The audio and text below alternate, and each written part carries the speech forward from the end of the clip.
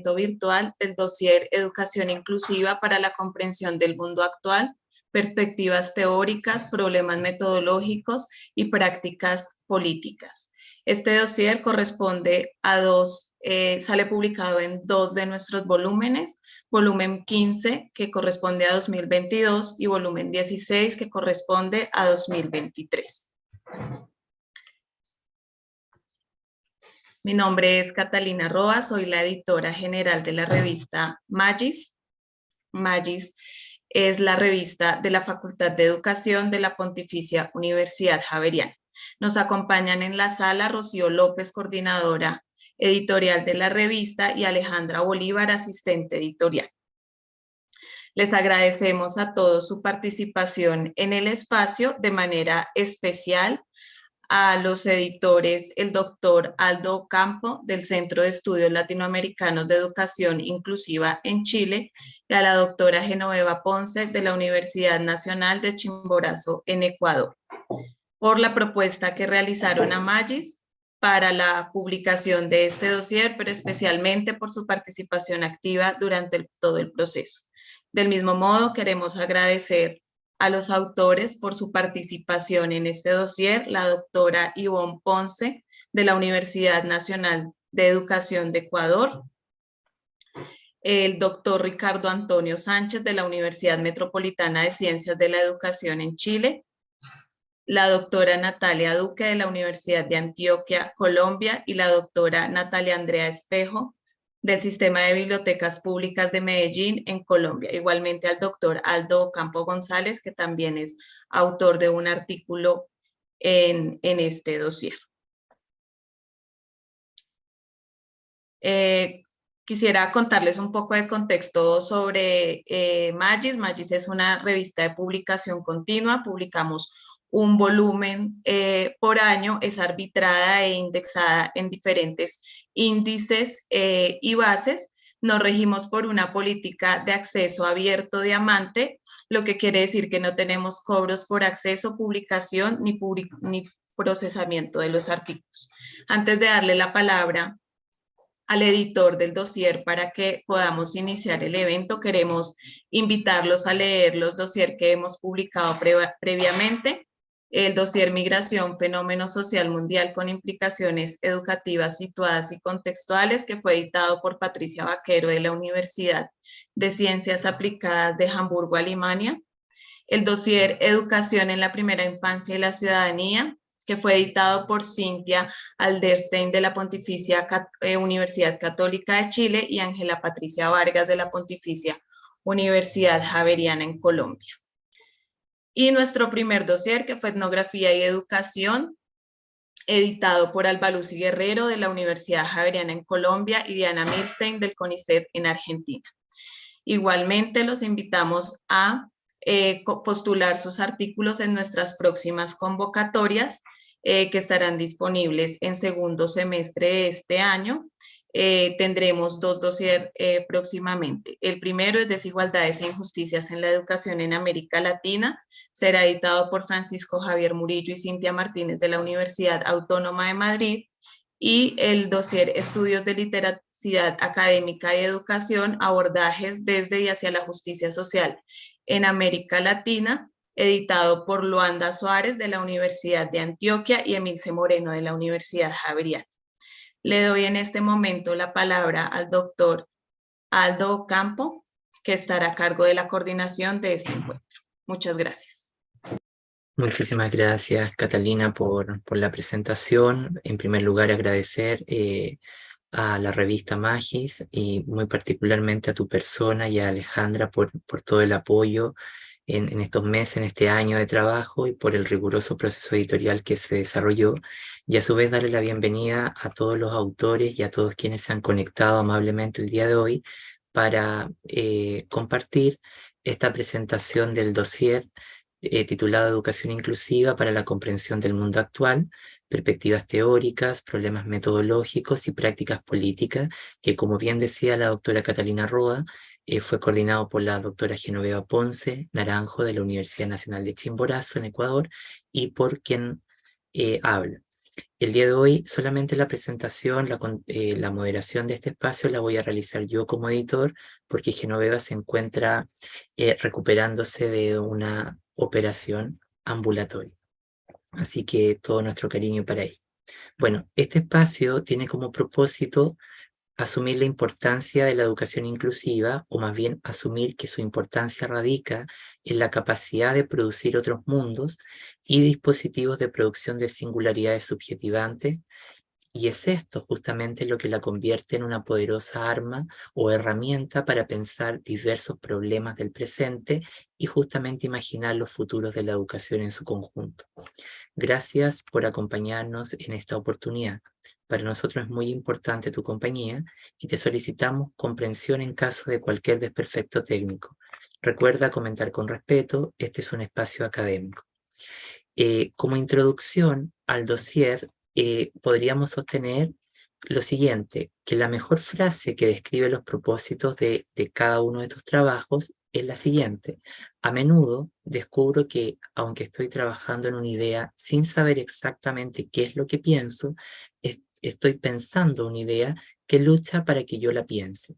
Esta cita de Boyas es de manera transversal uno de los propósitos académicos, intelectuales, reflexivos, que atraviesa cada uno de los 4 trabajos que integran este dossier. Sin duda alguna, el territorio imaginativo denominado educación inclusiva encarna un singular disenso crítico. Esto es lo que define lo político de su naturaleza. Lo político alude al conjunto de tensiones que cristalizan un determinado conflicto en la sociedad a juicio de Mouffe, mientras que la política se imbrica en los más diversos ejes de funcionamiento de las estructuras institucionales. Por esta razón, la educación inclusiva, en sus propios términos, es o puede ser descrita como un complejo político, el que no siempre proporciona respuestas estables para quienes disfrutan de este tipo de interacciones o este tipo de luchas. A pesar que estemos en presencia de un fenómeno político por donde se le mire, este se encuentra atravesado por múltiples sinsentidos, trivialidades y otras formas de banalización propias del relativismo académico, que nos mira y que miramos. Este es uno de los propósitos críticos que tuvo este dossier: examinar, tensionar esa banalidad discursiva, académica, que está profundamente arraigada en las prácticas de investigación y que no hace más que conducirnos a la creación de estructuras de asimilación inclusiva.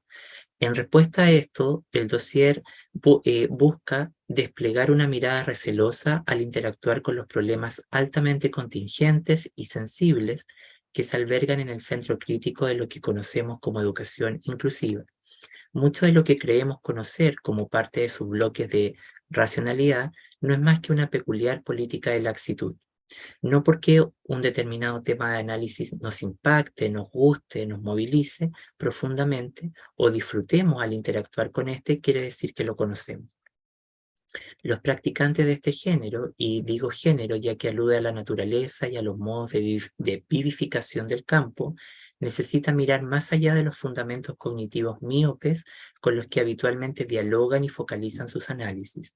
Digo míope cuando queda exclusivamente subyugado a los signos del régimen normocéntrico de la diferencia o especialcéntrico, como habitualmente aparece en las políticas públicas, en la formación de los investigadores, de los docentes.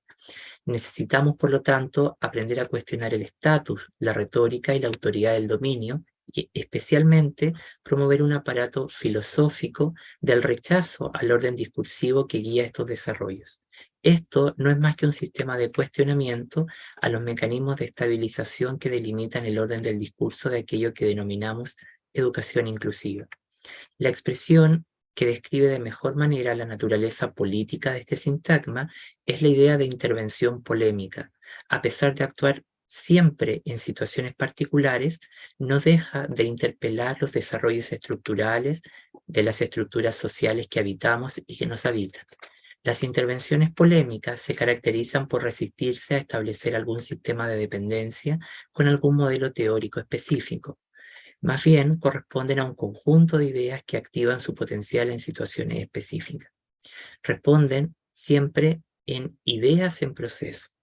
El carácter específico de cada una de estas escenas nos informa acerca del tipo de entendimientos que ésta asume acerca de la política. Se trata ahora de un desacuerdo o un disenso que interrumpe y redistribuye ese sistema de lugares, la distribución de lo sensible, que asigna a cada uno su propio papel y su propia función. En tanto, la educación inclusiva como dispositivo heurístico, como aparato cognitivo, enfrenta el reto de aprender a sortear las diversas clases de embrutecimientos forzados en las que deviene el producto de su ordenamiento teórico-metodológico confundido con la educación especial. Refiero de este modo a la consolidación de su razón farisaica o un bloque de pensamiento que opera sin referencias objetivas sobre su verdadera cognición.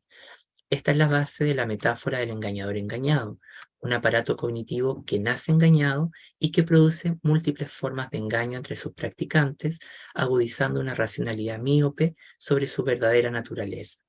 La metáfora del engañador engañado es un éxito en el fracaso, esto es, un error que es empleado en términos de un entendimiento que es altamente utilizado en tanto explicación prominente por sus practicantes.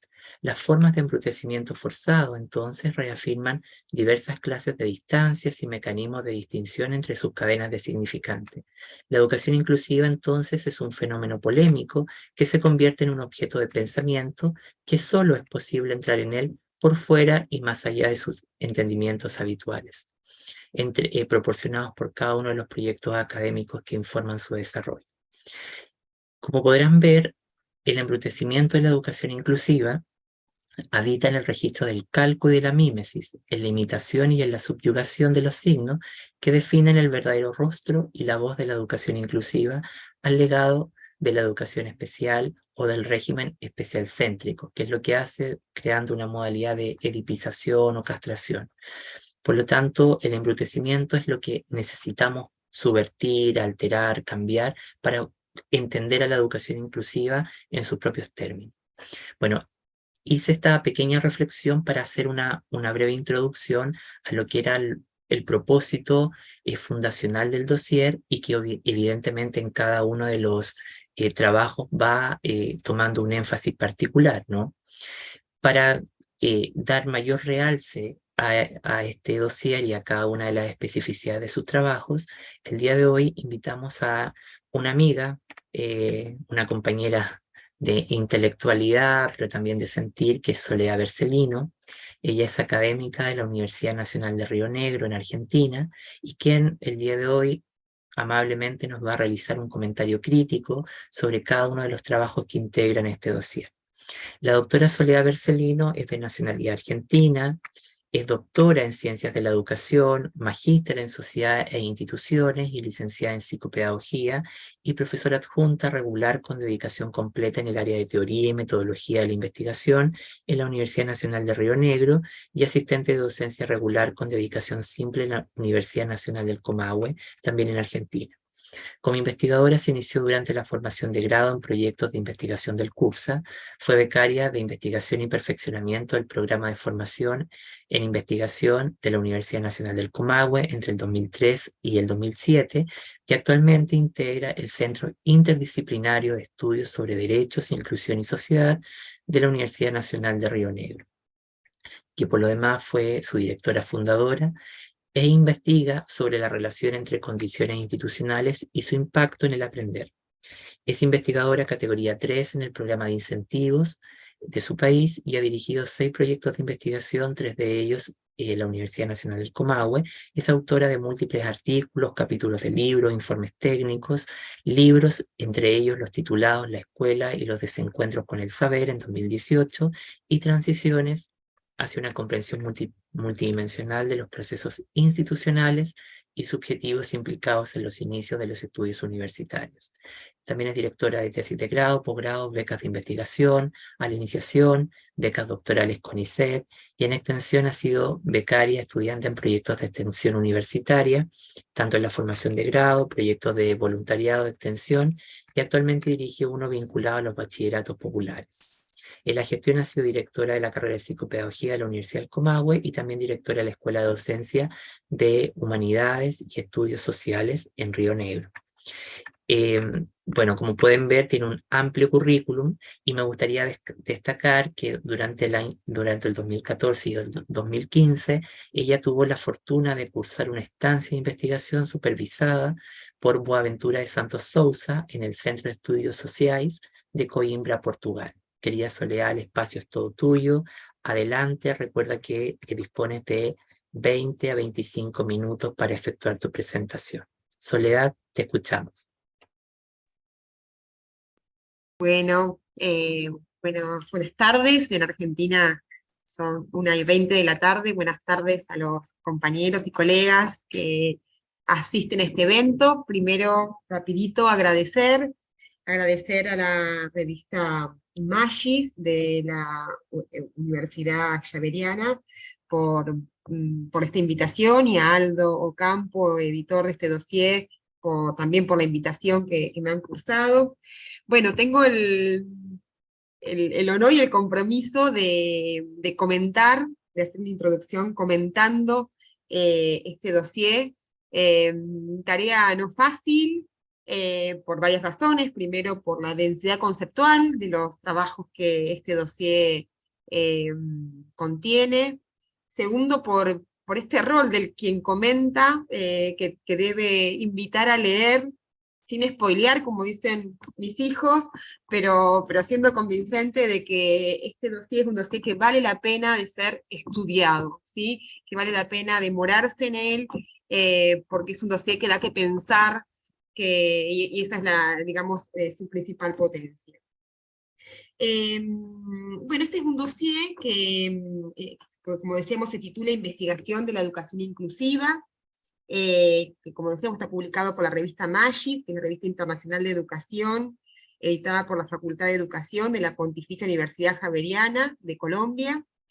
Es un dossier que reúne a investigadoras e investigadores diseminados por distintos puntos de América Latina.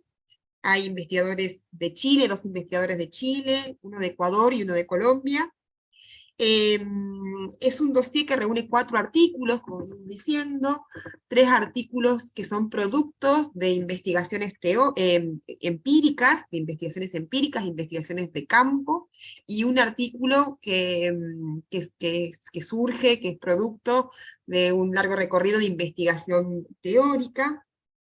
En mi presentación voy a primero hacer un breve resumen de lo que a mí me pareció más importante de cada uno de los artículos, y luego una lectura articulada de los artículos en relación a cuál es el campo de problemas que estos artículos abordan, cuáles son los conceptos que empiezan a insistir en estos artículos, cuál es la peculiaridad metodológica, porque encuentro una peculiaridad metodológica en los 4 artículos, y cuáles son finalmente los problemas teóricos y prácticos comunes que abordan estos artículos. Para presentar los artículos no voy a seguir el orden en que los artículos están en el dossier, sino que voy a subvertir ese orden.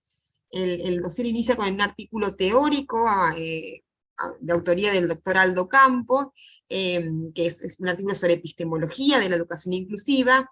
Yo lo voy a dejar para el final, porque me parece que justamente la tarea epistemológica adquiere más potencia cuando sirve para volver a pensar, para ser un acompañante reflexivo de las prácticas de investigación. Entonces voy a arrancar por los artículos empíricos, que son producto de investigaciones empíricas, y al final trabajaré el artículo de Aldo Campo. Entonces, arrancaré contando sobre el artículo que se titula Inclusión y Justicia Simbólica en Experiencias Lectoliterarias Escolares. Este es el segundo trabajo que aparece en el dossier.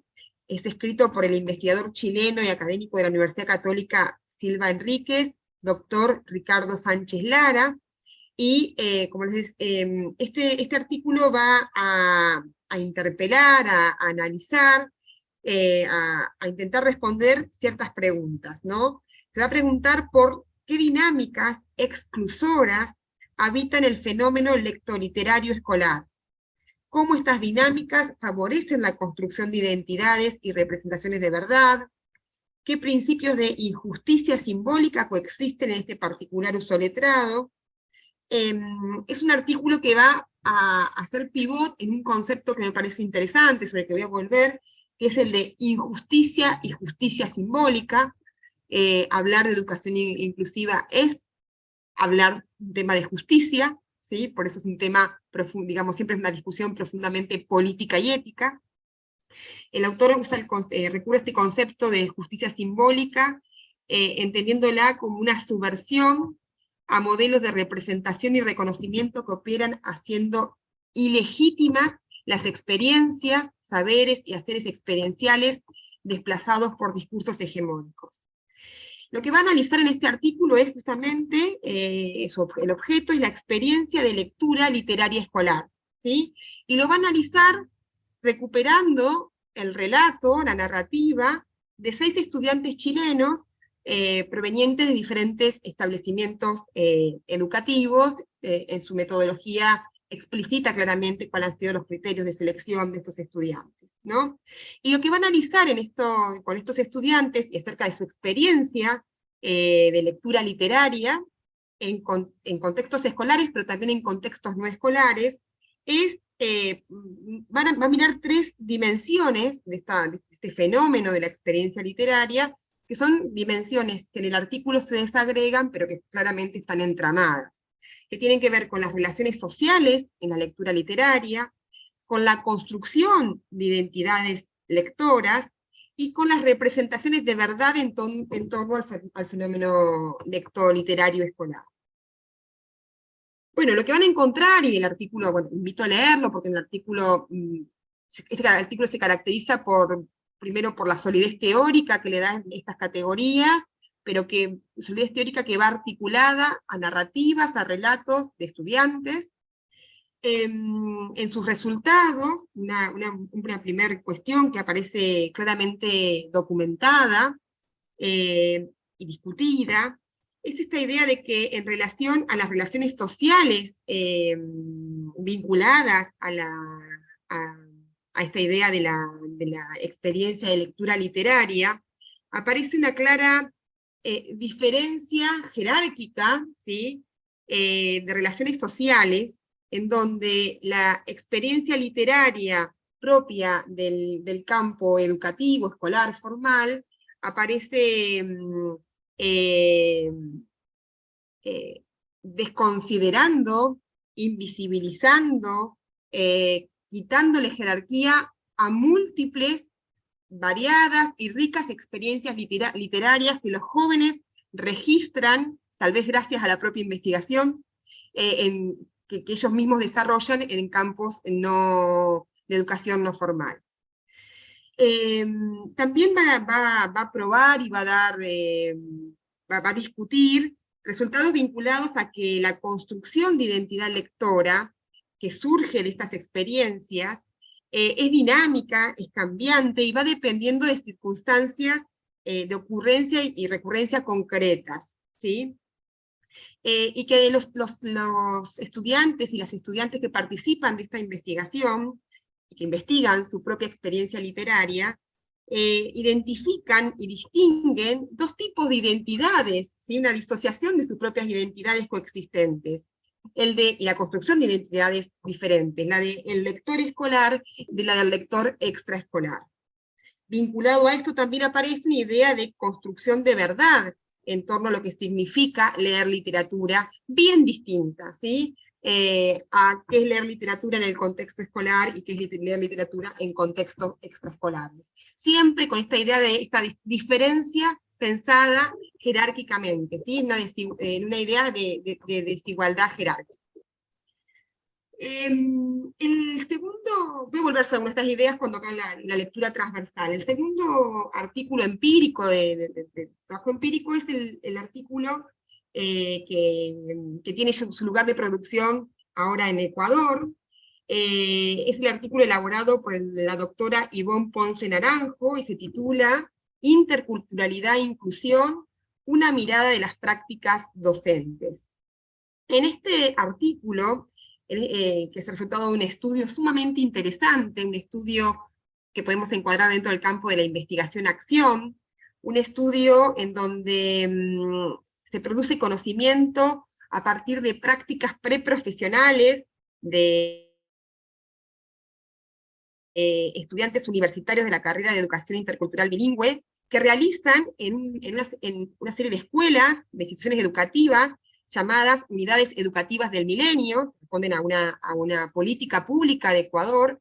Son unidades educativas, instituciones educativas ubicadas en la región amazónica del Ecuador, y que tienen la característica de ser instituciones que son las únicas que están insertas en esa zona, y que además en ella van a asistir, a confluir, a concurrir estudiantes de distintas nacionalidades indígenas, así como de pueblos y localidades fronterizas de Ecuador, pero también de países limítrofes.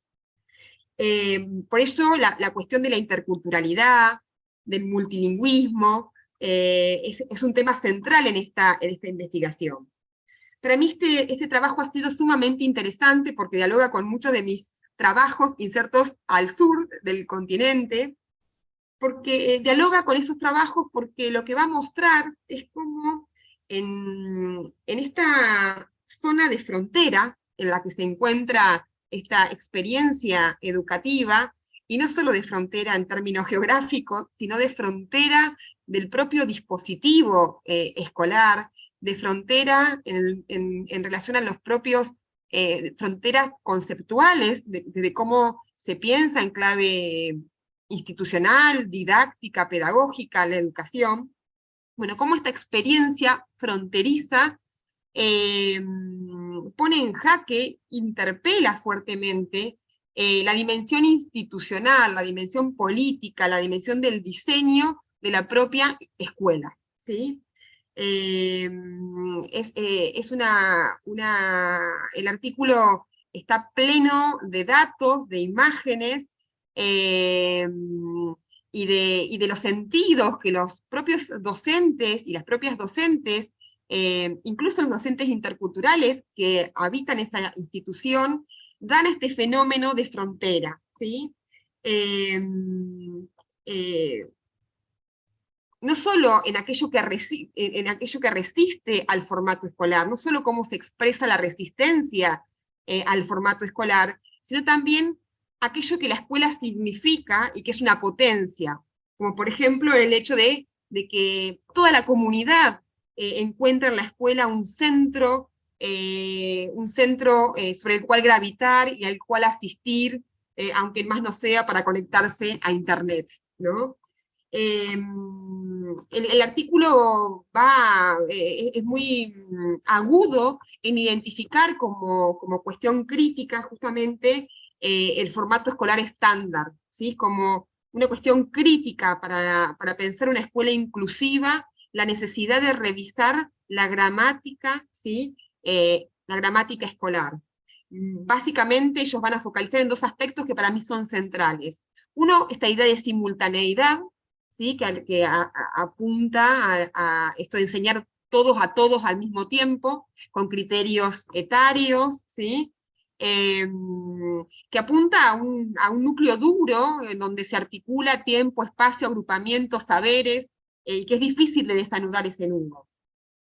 Y por otro lado, a una dimensión más didáctica, como es la cuestión de la explicación, ¿sí? La insuficiencia de la estrategia didáctica de la explicación como estrategia de enseñanza, ¿sí? Otro elemento que está en jaque y que el artículo fundamenta e ilustra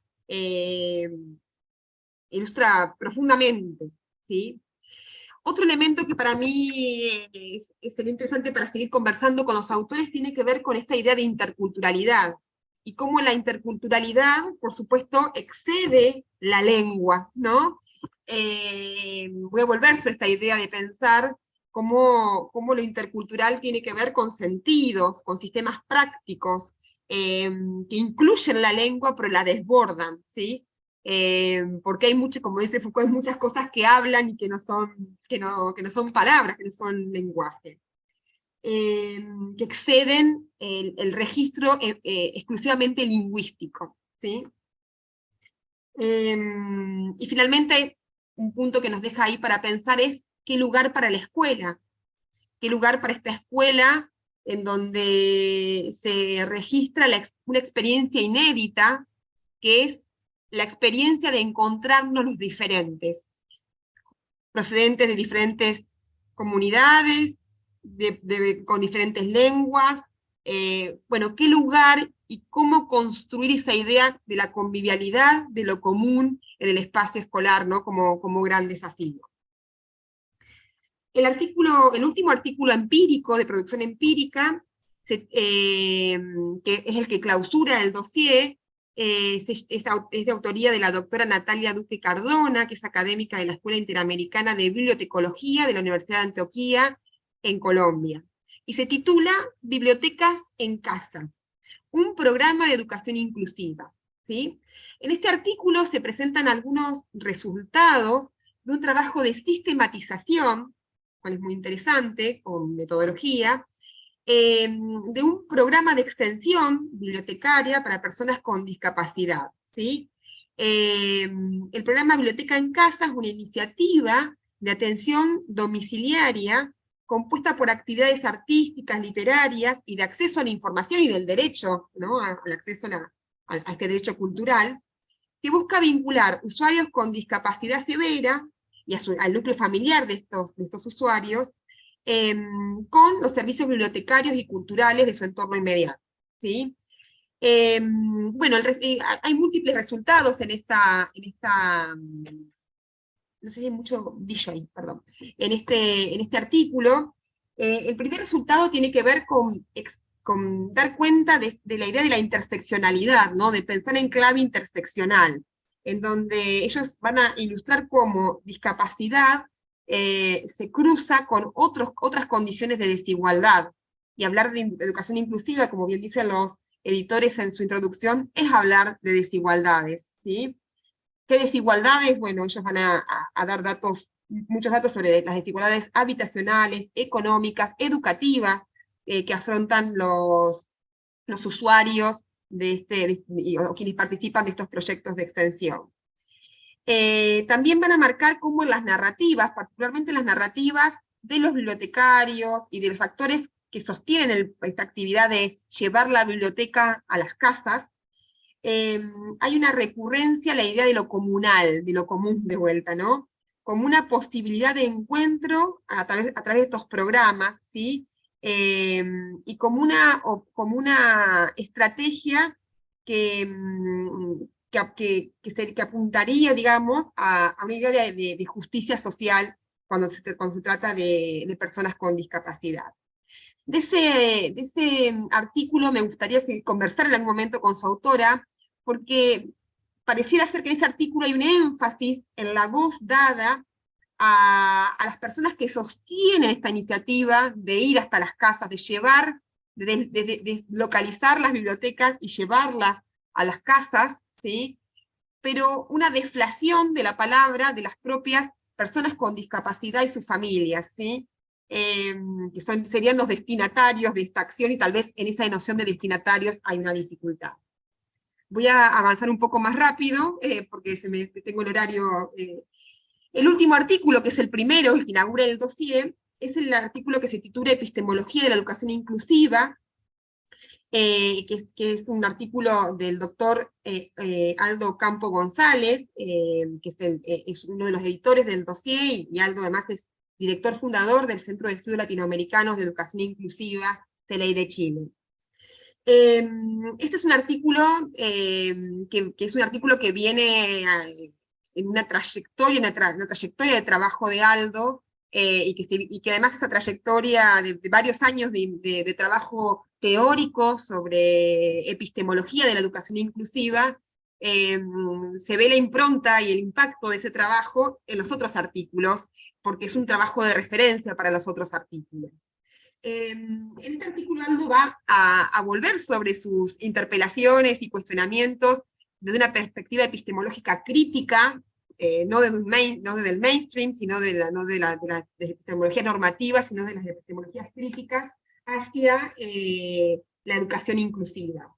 Va a focalizar en las debilidades epistemológicas de este sintagma, de esta noción, esta teoría, esta disciplina, y va a dar cuenta de su inscripción dentro de una tradición de teorías y de desarrollos críticos, desde la interculturalidad crítica, la filosofía política, el análisis cultural, a los estudios antirracistas y un largo etcétera de tradiciones de investigación que aportan al estudio de la educación inclusiva, aunque por supuesto no lo agota.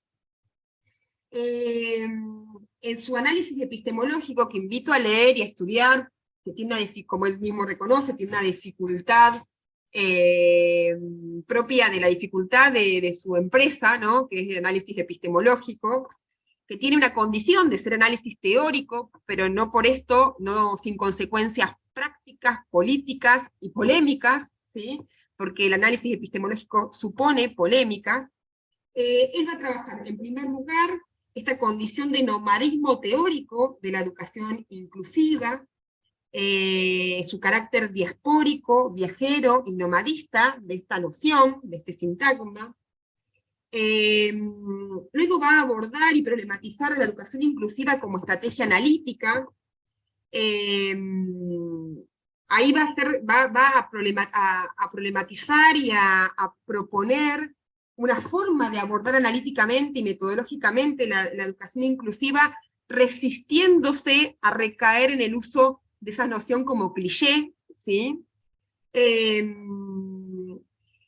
Va a trabajar con una crítica de la razón teórica, de lo inclusivo. Ahí va a volver sobre un desarrollo que uno puede encontrar en otros trabajos, siempre volviendo y profundizando, que tiene que ver con estos 5 problemas fundamentales que Aldo identifica, afronta la educación inclusiva: el problema ontológico, el epistemológico, el metodológico, el morfológico y el semiológico. Va a avanzar hacia la articulación entre estos problemas, entre el análisis epistemológico y el análisis político, en la necesidad de pensar una nueva praxis de la educación inclusiva. A esa nueva praxis la va a conceptualizar como una praxis de reexistencia, es decir, esta idea que decía un poco en la introducción de este evento, de la necesidad de que no se puede pensar una educación inclusiva si no se la piensa como la oportunidad para construir una trama ontorrelacional a favor de la multiplicidad de singularidades y de sus procesos de reexistencia. Ahí es donde la discusión teórica se vuelve profundamente política y ética. Y finalmente va a concluir analizando el poder afirmativo de la inclusión, ¿no? Esta idea de la performatividad que tiene pensar como él lo hace la educación inclusiva. Como se ve, son 4 artículos densos que ameritan ser leídos y vueltos a leer, que trabajan distintos campos de problemas, pero que hacen los campos de problemas que aborda que tiene que ver con la educación inclusiva, el problema de la experiencia lectoliteraria escolar, trabajado por el doctor Sánchez Lara, las experiencias de frontera pluriculturales que desafían el formato escolar estándar en el trabajo de la doctora Ponce Naranjo, estas experiencias de intervención sociocomunitaria y de deslocalización de ciertas instituciones culturales, como pueden ser las bibliotecas, en el trabajo de la doctora Natalia Duque Cardona, y un trabajo de análisis, de reflexión, de investigación teórico-epistemológica acerca, que da fundamentos y desfundamenta también, que sirve para fundamentar y desfundamentar la investigación en educación inclusiva, incluso los trabajos antes presentados, como es el artículo que propone el doctor Aldo Campo.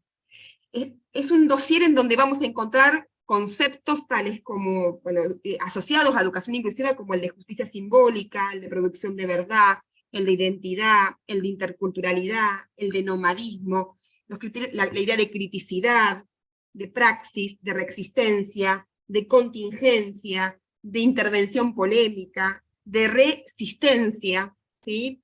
Es un dossier donde vamos a encontrar que la educación inclusiva se asocia necesariamente a estrategias metodológicas que tenemos que inscribir en las ciencias críticas. Esto supone una opción por una epistemología crítica, una epistemología que resista al proyecto epistemológico moderno, de la racionalidad moderna, que se inscriban en las metodologías críticas metodologías críticas que, entre otras cuestiones, asumen que la metodología performa los objetos a los cuales quiere decir, asir, aprender, y que una ciencia crítica que reconozca que la estrategia epistemológica y metodológica es necesariamente política, y porque todo conocimiento y toda producción de conocimiento debe interrogarse por el interés que guía esa producción, y si ese interés no es el de la emancipación, estamos al servicio del status quo, de la reiteración. Y para cerrar, aparecen como problemas teóricos, conceptuales y prácticos comunes en los 4 artículos. Uno es que pensar la educación inclusiva supone interpelar sistemas prácticos. Sistemas prácticos que, desde el concepto de discurso de Foucault, que exceden la palabra hablada, y que tienen que ver con formas de hacer utilizadas, cargadas de sentidos, que producen sentidos, que están basadas en una historia, y en esa historia adquieren su poder performativo en la producción de subjetividad. El otro problema común que aparece en los 3 artículos es que no se puede pensar una educación inclusiva que no interpele los saberes sobre los mismos objetos sobre los que estamos trabajando, los saberes sobre lo escolar, los saberes sobre lo social, el saber didáctico. Es decir, no hay posibilidad de pensar la educación inclusiva si no volvemos sobre el mismo lugar desde el que pensamos y lo analizamos críticamente. Y el tercer eje común es que el trabajo en educación inclusiva implica una necesaria deslocalización. Una deslocalización no solo de las instituciones, si queremos ser instituciones que apuesten en la educación inclusiva, sino también del sujeto que produce conocimiento, del sujeto investigador, una deslocalización de las categorías desde las cuales pensamos, y esa deslocalización es lo que genera una línea de fuga para poder generar, azuzar el fuego que motoriza el pensamiento en la educación inclusiva. Esta lectura, que siempre es propia de quien lee, y se hace desde los recorridos de quien lee, lo que quiere hacer finalmente es invitarlas a leer este dossier, a estudiarlo, a discutirlo, a compartirlo, porque finalmente la disputa es de sentidos, ¿no? Y este dossier lo que no le saca el cuerpo justamente es a la complejidad de pensar nuevos sentidos alternativos al mainstream, para pensar una escuela, un sistema educativo, una sociedad menos excluyentes. Muchas gracias. Muchísimas gracias, querida Sole. Digo Sole por la amistad que nos une, no solo personal, sino también académica. Yo quiero confesar públicamente que conocí a Soledad primero a través de sus escritos sobre epistemología de la psicopedagogía, y desde ahí me maravillé con su trabajo y luego con todo lo que ella ha venido produciendo. Entonces, que el día de hoy Sole nos pueda hacer un breve comentario de los trabajos publicados, que eran muchos más convocados, pero con la rigurosidad que Magis tiene, solo estos 4 pudieron ver la luz. Agradecemos de esta manera la brillante intervención de la doctora Soledad Bercelinos, y a continuación disfrutaremos de la visualización de los videos de presentación de cada uno de los artículos. Cabe destacar que estos videos han sido preparados por sus propios autores. Solicitamos a la revista Magis apoyo en este proceso, por favor. Iniciamos de este modo con el video correspondiente al artículo de Ivonne Ponce Naranjo desde Ecuador, titulado Interculturalidad e Inclusión, una mirada a las prácticas docentes. En este video se aborda una investigación que buscó conocer el funcionamiento de las premisas de atención a la diversidad cultural e inclusión en la práctica docente en una unidad educativa ubicada en entorno intercultural dentro de la Amazonía ecuatoriana. Proyectamos el video, por favor.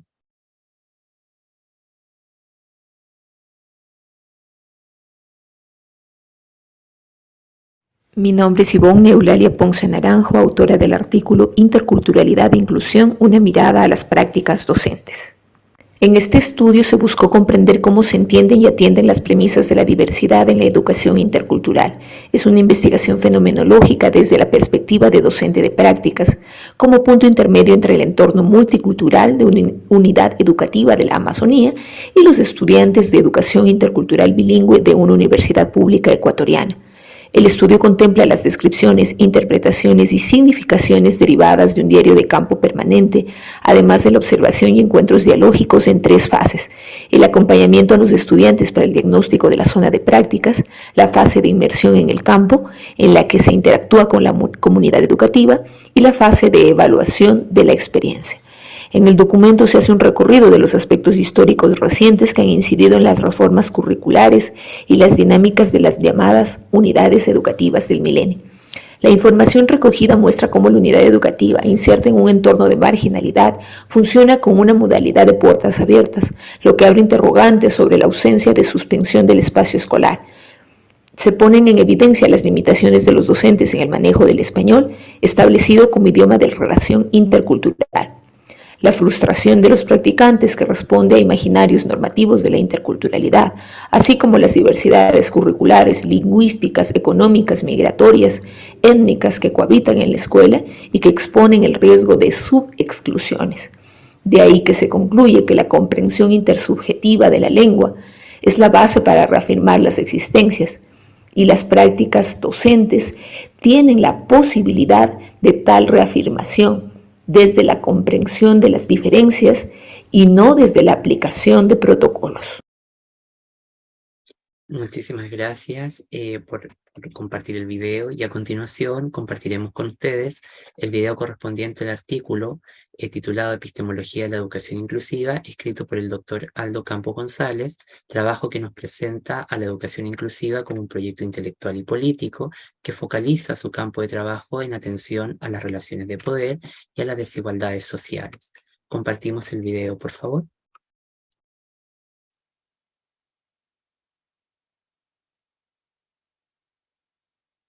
Hola, soy Aldo Campo González, director fundador del Centro de Estudios Latinoamericanos de Educación Inclusiva, CELEI de Chile, y hoy te presento mi artículo titulado Epistemología de la Educación Inclusiva.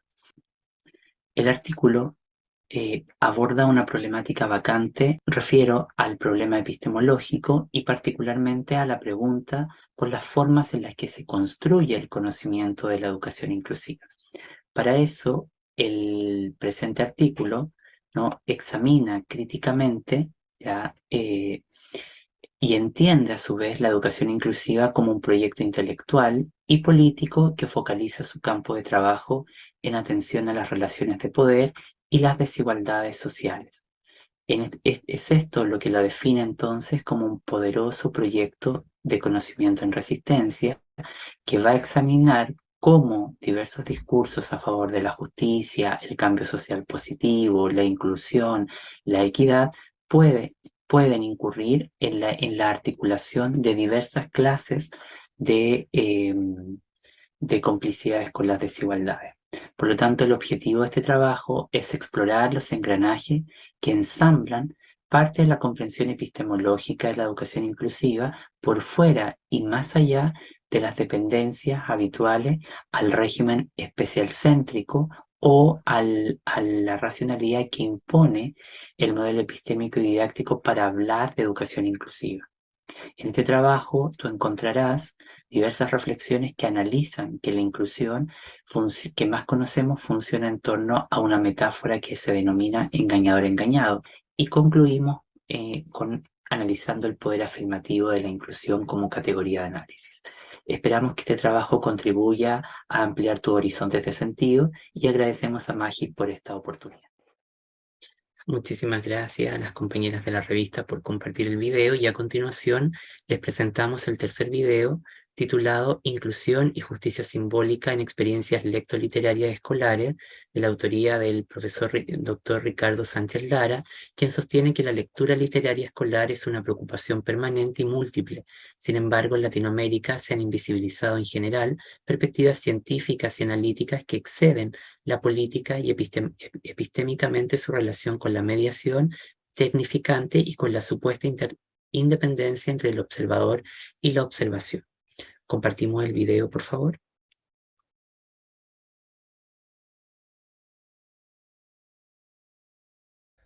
Mi nombre es Ricardo Sánchez Lara y presentaré un resumen de mi trabajo llamado Inclusión y Justicia Simbólica en experiencias lecto-literarias escolares. Partiré situándome en el objeto de mi artículo, que es precisamente la lectura literaria escolar, y si bien mucho se ha teorizado e investigado en el campo, conviene aceptar que existe una indagación poco desarrollada referida a la relación entre justicia simbólica, inclusión y lectura escolar de textos literarios. Lo que me cuestiono específicamente en este artículo es qué dinámicas exclusoras habitan el fenómeno lectoliterario escolar. Cómo estas dinámicas favorecen la construcción de identidades y representaciones de verdad. ¿Qué principios de injusticia simbólica coexisten en este particular uso letrado? Para tratar de responder estas inquietudes, trabajé con 6 estudiantes, los cuales produjeron 12 incidentes críticos biográficos y a los cuales adicioné 6 entrevistas de profundización. Entre los resultados, logro evidenciar que los mecanismos exclusores se dan en 3 grandes dimensiones: en las relaciones sociales, en las construcciones de verdad y en las construcciones de identidad. Por poner un ejemplo, diría que en torno a las construcciones de verdad coexisten 2 espacios de relación y de determinación discursiva: los escolares y los extraescolares. En los escolares se hace verdadero, se hace legítimo, por ejemplo, que no es correcto disfrutar los textos, que no es válido emocionarse públicamente, que no es correcto conversar las propias interpretaciones o tomar decisiones, y que un buen lector está asociado a las notas. Para conocer más resultados, para profundizar en los análisis y para sobre todo profundizar en cuáles son los desafíos de esta didáctica específica, de esta educación literaria, les invito a conocer, leer y discutir en torno al artículo publicado en la revista. Muchísimas gracias. Muchísimas gracias. Y a continuación concluimos esta ronda de visualización de los videos con el trabajo a cargo de la profesora Natalia Andrea Espejo Pérez y de Natalia Duque Cardona, quienes nos presentan algunos resultados de la sistematización de la biblioteca en casa, programa de extensión bibliotecaria para personas en situación de discapacidad. Compartimos el video, por favor.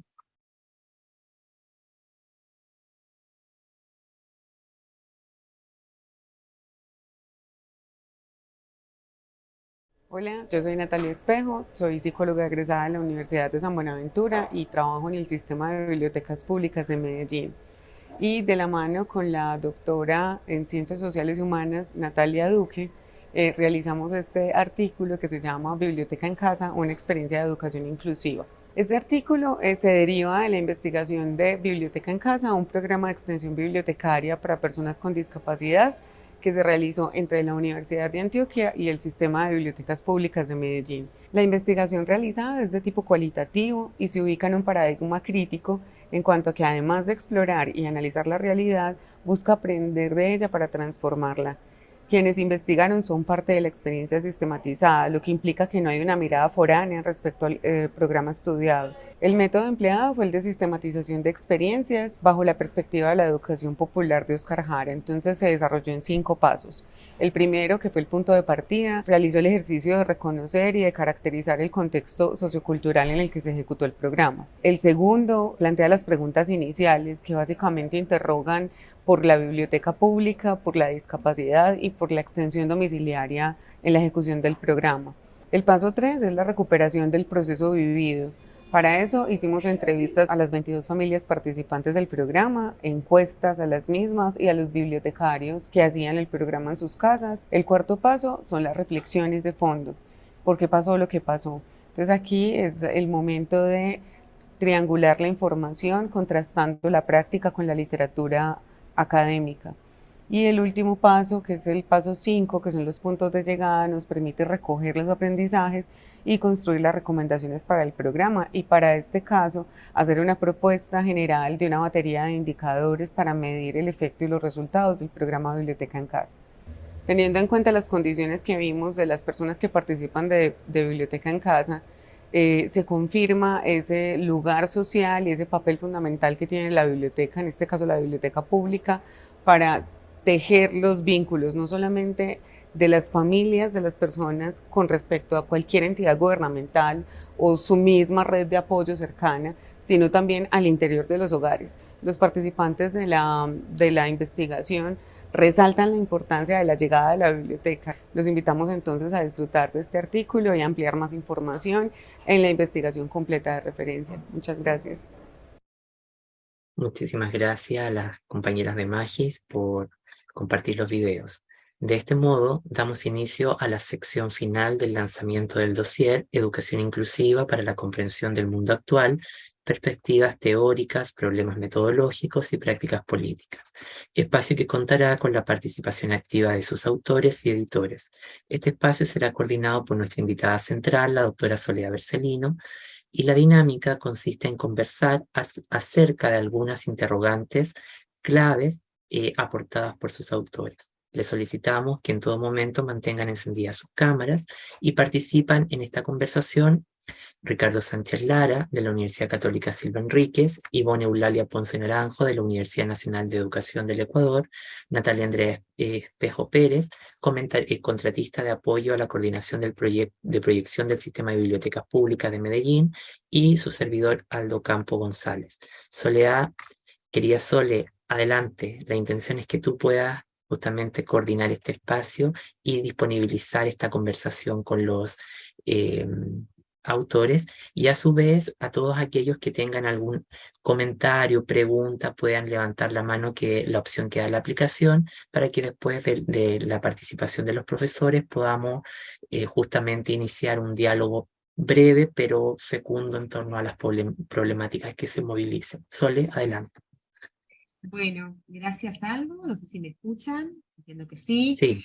Bueno, hemos armado algunas preguntas, en realidad son preguntas disparadoras, preguntas pretextos para que cada autor o autora vuelva a su producción, además ahora luego en este contexto de conversación colectiva, para profundizar algunos aspectos del mismo. Yo voy a formular la pregunta, voy a dirigírsela al autor del artículo. Esto no significa que si esto da que pensar, al resto de los autores puedan también tomar la palabra. Entonces tenemos 4 preguntas. La primera va dirigida al doctor Sánchez Lara, y sería, doctor, la pregunta: ¿cuáles son para usted los principales desafíos para una educación literaria justa e inclusiva? Lo escuchamos. En primer lugar, muy buenas tardes a todos, a todas. Me parece, Soledad, que utilizaste una palabra que para mí cobró mucho sentido durante tu presentación, que es la idea de la deslocalización. Y diría yo que en términos generales, por supuesto con la posibilidad de profundizarlo posteriormente, hay un gran desafío en las didácticas específicas, ¿sí? Y en particular en la educación literaria como didáctica específica, que tiene que ver con deslocalizar el sitio de ocurrencia de la experiencia. Creo que históricamente, desde que se constituye como una didáctica específica, hemos estado mirando mucho lo que ocurre a nivel teórico, lo que ocurre mucho a nivel de teoría literaria, a nivel de teorías de la recepción, y hemos dejado de mirar tan interesantemente como lo ha expuesto la colega de Colombia, lo que está ocurriendo en ese espacio público, en ese espacio de la casa, en ese espacio de la biblioteca pública. Y creo yo que una didáctica que quiera ser inclusiva, una didáctica que pretenda este acto de justicia simbólica, necesariamente debe dejar de preguntarse por el fenómeno de comprensión excluyentemente, de comprensión lectora excluyentemente, y comenzar a preguntarse por las historias de relación de las y los lectores con la literatura.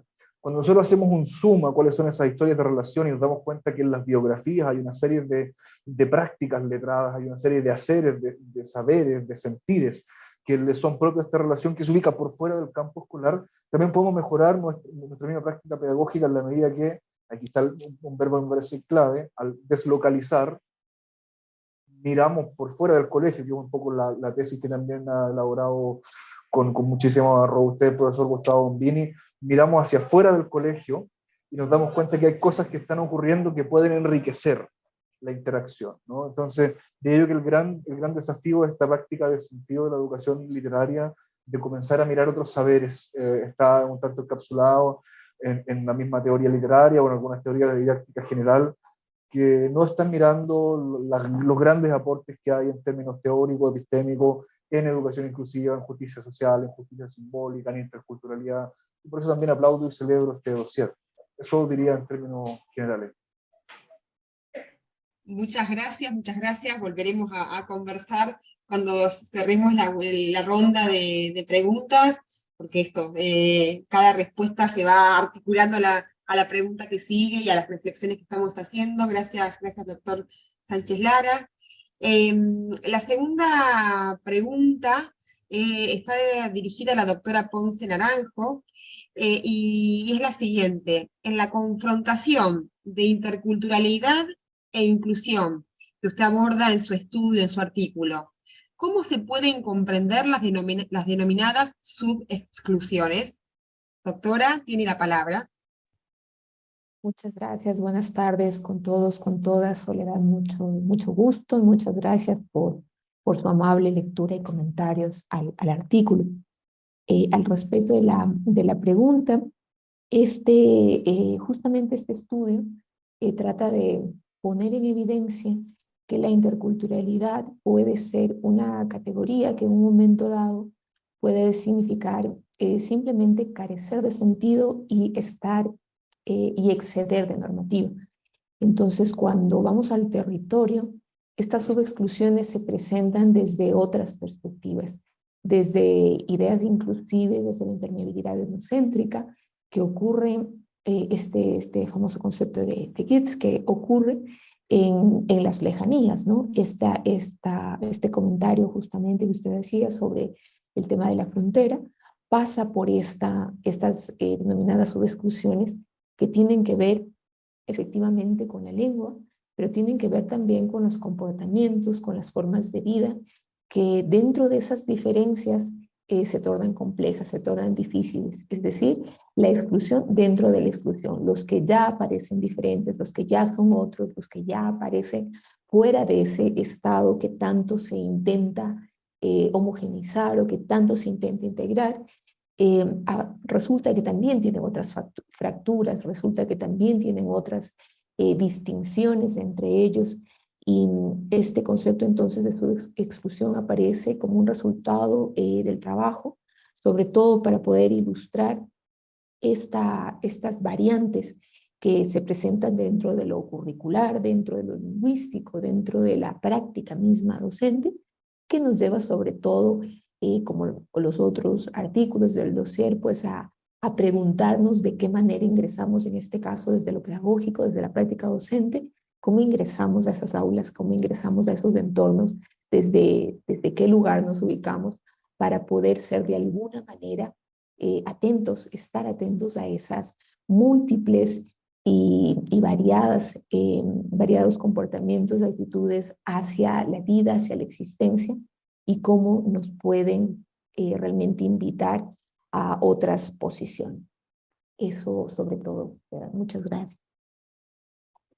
No, gracias a usted, Ivonne, también para seguir pensando, y también invito a los participantes a seguir haciendo consultas, también a los colegas, a los otros autores, si hay algo que quieren agregar. Por supuesto que, ahí levantó la mano Aldo, adelante. Sí, yo justamente eso quería como señalar, que pudiéramos hacer como ir tejiendo en torno a lo que cada uno va diciendo. Me parece que lo que Ivonne comenta, mucho tiempo estuvo vacante en lo que se llaman políticas de educación inclusiva, como que estaban significadas como a ciertos grupos históricamente marginado, ¿no? Que ya ese concepto está tan manoseado por la izquierda y por la derecha que ya no es tan fértil ocuparlo, ¿no? Sin embargo, dentro de esos grupos históricamente marginados, había muchos grupos que eran violentados epistémica y ontológicamente. O sea, ¿quién eran históricamente parte de ese grupo a incluir? Las personas con discapacidad, que vienen a ser el objetivo primordial en la génesis de la lucha por la inclusión, pero teóricamente el reduccionismo que este campo va a tener, por otro lado los migrantes, las culturas, es decir, toda esa mirada eurocéntrica, pero todo lo que es la diversidad sexual o la identidad sexual en la normativa, por muchos años, hasta 6 años atrás, no eran objeto de debate dentro de las políticas públicas denominadas inclusivas. Es decir, si uno mira los documentos de la UNESCO, al respecto no figuraban. Entonces ahí hay un punto interesante de poder mirar y que podría incluso fortalecerse con lo que Spivak llama del esencialismo estratégico, ¿no? Como en el fondo, como múltiples grupos marginados también van quedando oprimidos dentro de cierto grupo y pueden resistir esas prácticas. Entonces, bueno, yo eso es lo que quería un poco señalar con eso, ¿sí? Gracias, Aldo. ¿Algunos de los otros colegas? ¿Algo que quieran articular? Si no, también podemos avanzar y volver para atrás. No hay una linealidad en esto también, digamos, si alguno de los comentarios también hace repensar alguna de las intervenciones previas, podemos retomar.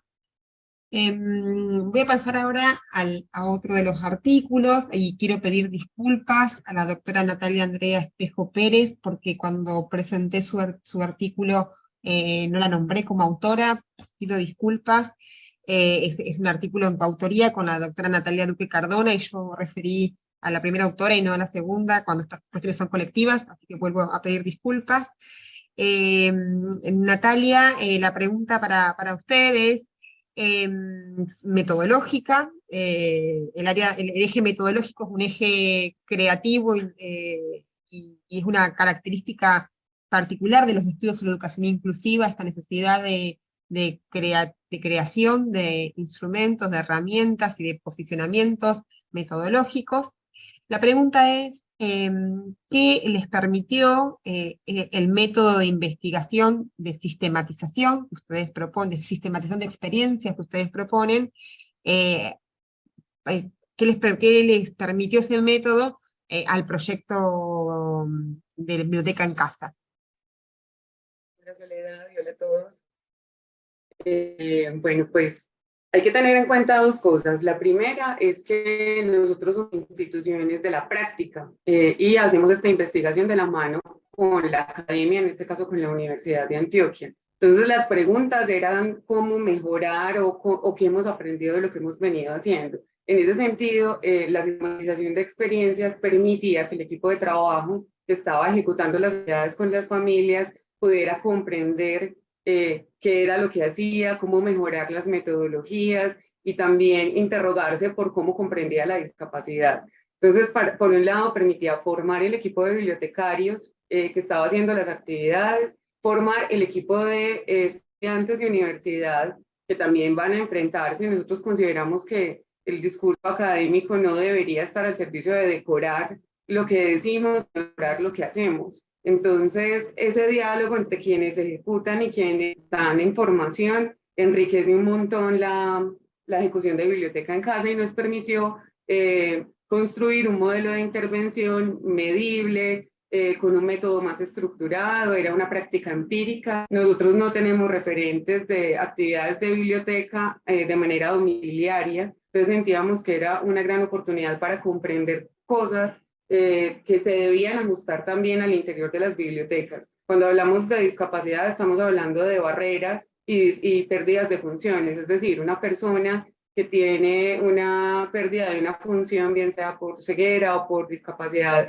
física, a la hora de encontrarse con ciertas barreras, pues ahí es donde aparece la discapacidad. Y las barreras son físicas, pues o arquitectónicas, comunicacionales y aptitudinales. Eso quiere decir que no es suficiente con entregar un instructivo a un equipo de trabajo para que ejecute una actividad, sino que tiene que cuestionarse cómo se comunica, cómo se comporta con las personas Entonces es un aprendizaje que también sirve para el resto de procesos que llevamos al interior de las bibliotecas y que esperamos que también los cuidadores, las familias, la comunidad que rodea a esas familias pueda apropiarse de la biblioteca tanto en su territorio cuando vamos a las casas como también que sepa usarla cuando ellos acuden a la biblioteca pública. Entonces el método de sistematización de experiencia lo que permite es eso, la participación de todos, que haya un conocimiento práctico pero también un conocimiento académico y que en ese diálogo se construya una mejor forma de hacer en bibliotecas.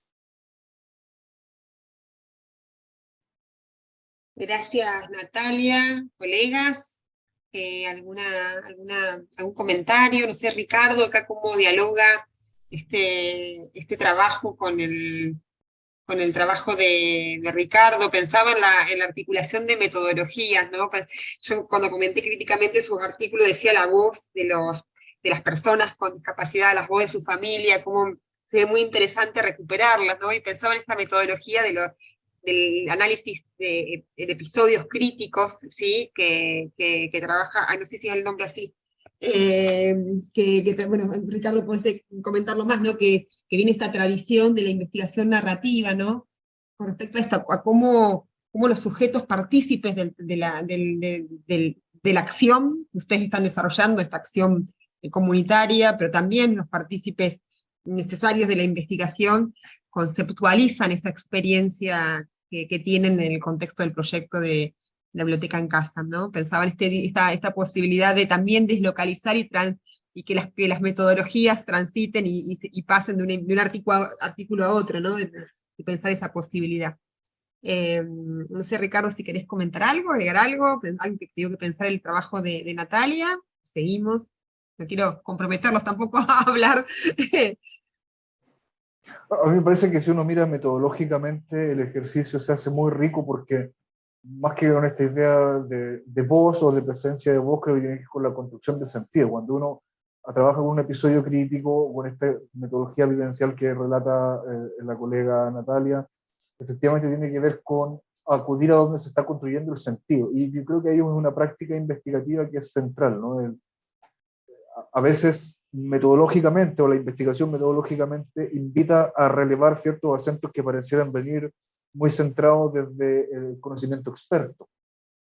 Luego cuando nos vamos a la construcción de sentido que habita en ese otro espacio que a veces no hemos visto porque le es propio a la relación de historias de un sujeto o una sujeta, creo que hay una riqueza que tenemos que aprender a mirar, para la cual en términos generales, no quiero por cierto arrogarme la posibilidad de representarles a todos, no estamos ni tan formados ni tan formadas para esto, ¿no? Entonces creo yo que lo que proponen y también lo que comentaba Ivonne, hay una riqueza en la construcción de sentido que el otro está relevando. Creo que eso es importante.